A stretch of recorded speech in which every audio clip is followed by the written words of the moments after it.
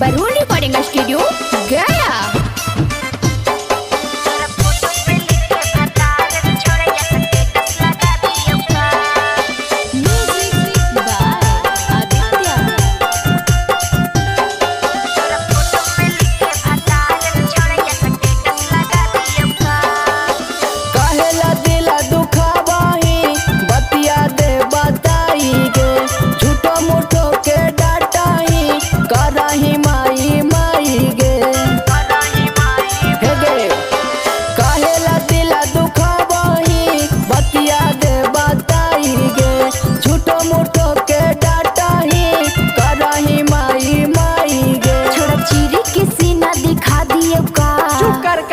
तू बात करे था नहीं हमरा से प्यार ना करे दूसरा से फंसा ली तना शक करेला हमरा पे कहता तुहर शक मिटा दी और तोहरा फोटो पे अपन भतार लिख के कहता स्टेटस लगा दे। तोरा फोटो पे लिख के भतार रे छोड़िया स्टेटस लगा दियो का।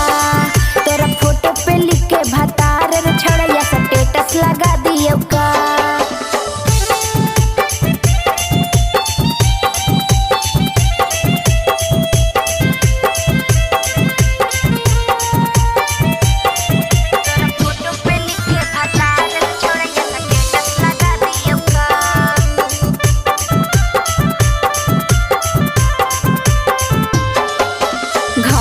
बाहर सबके सोझा कहियो भैया रे खाके कसम कहियो तोरे बनैबौ सैया रे।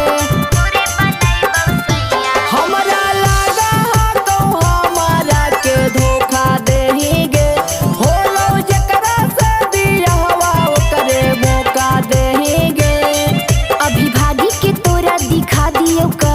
हम संतोष पागल नाहिया तना शक करेला हमरा पे कहता तुहर शक मिटा दी और तोहरा फोटो पे अपन भतार लिख के कहता स्टेटस लगा दे। तोरा फोटो पे लिख के भतार रे छोड़िया स्टेटस लगा दियो का।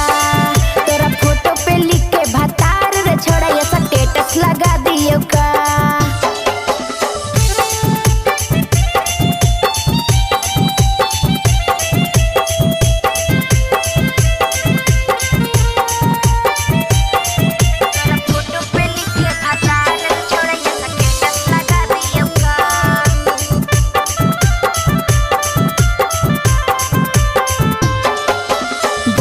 मजबूर हियो तबे हियो दूर रे उदय अकेला कुछ दिन करे न सहूर रे।